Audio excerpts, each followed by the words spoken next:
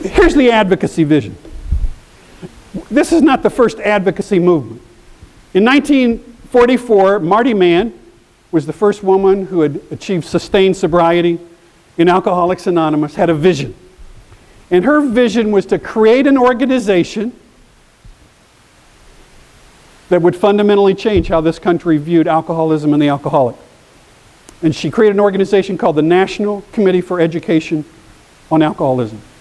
And it later became the National Council on Alcoholism, and it's the precursor of today's what? NCADD, National Council on Alcoholism and Drug Dependence. So from 1944 through the 40s, 50s, and 60s, Marty basically created all these local affiliates around the United States who mobilized around some core kinetic ideas. Ideas like alcoholism is a disease. Therefore, the alcoholic is a sick person. The alcoholic can be helped. The alcoholic is worthy of being helped. And alcoholism is a major public health problem and worthy of public funds to treat it. Those were the core ideas. The local affiliates tried to open local hospital doors for detoxification, created local alcoholism information centers, created, to the extent they could, little alcoholism treatment rehabilitation facilities. And they did that, I mean, very successfully. I mean, and this is the beginning of the modern treatment movement before we discovered federal dollars. And then 1970, that movement crested with the passage of legislation that began the flow of federal dollars to states and local communities to build, to staff, to operate alcoholism treatment facilities and evaluate those facilities. And within a year, we had the same thing going on with an organization called NIDA, right? This is the beginnings of NIDA and NIAAA at the federal level. So we had these incredible... Now here's the vision. The vision through the 40s, 50s, and 60s. The vision was of this large, ever-growing recovery community. That was the goal. But there was a recognition that some people are sicker than others.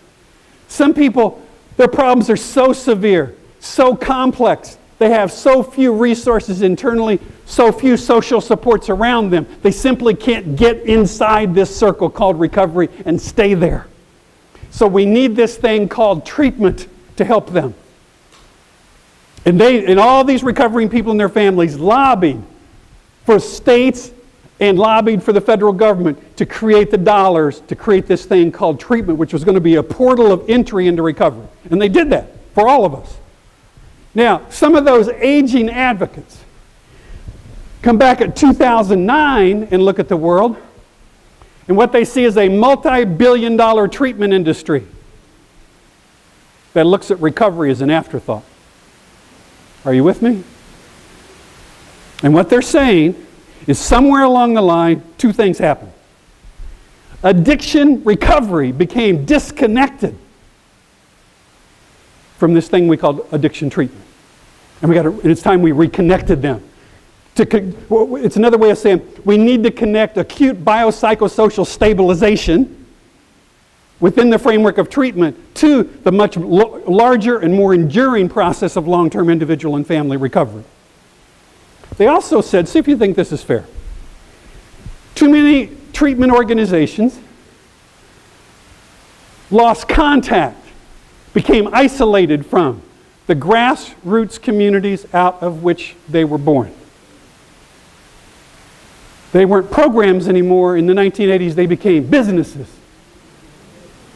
And it seems like they cared a lot more about bottom line and a lot more about margin than mission. And all of a sudden, we had addiction counselors, tenured addiction counselors. I would run into a conference in the late 1980s. I mean, I would go to conference in the late 1980s with counselors, and I needed to put Prozac into drinking water. I'm telling you, it was a bad time. People were coming up and they would confess to me. They were leaving the field. And I'm saying, what do you mean leaving the field? You are the field. How can you leave the field? The kind of people I'm talking about? And I'll give you one example. This person that told me this, I said, I just couldn't even talk hardly. I said, what are you talking about? And he said, Bill, it's just getting harder and harder to feel good about what I'm doing. And he said, I feel like I'm in a world that cares more about if there's a progress note signed by the right colored ink as opposed to whether any of my clients are making progress. He said, I feel like we're becoming people processing institutions rather than people changing institutions. So I said, what are you going to do? He said, I found another way outside the field to support my family till I retire. But then here's the heavy part.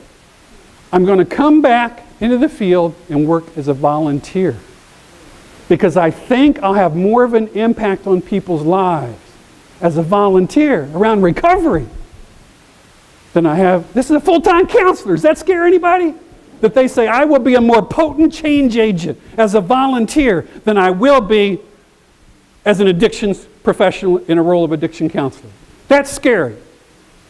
And that's why so all of a sudden, that's when people began to step back and say, somewhere in all of the wonderful things we've done, we lost something. There's some things very important we lost on the way to professionalization. We got to go back and get that. And this is part of this recovery advocacy movement.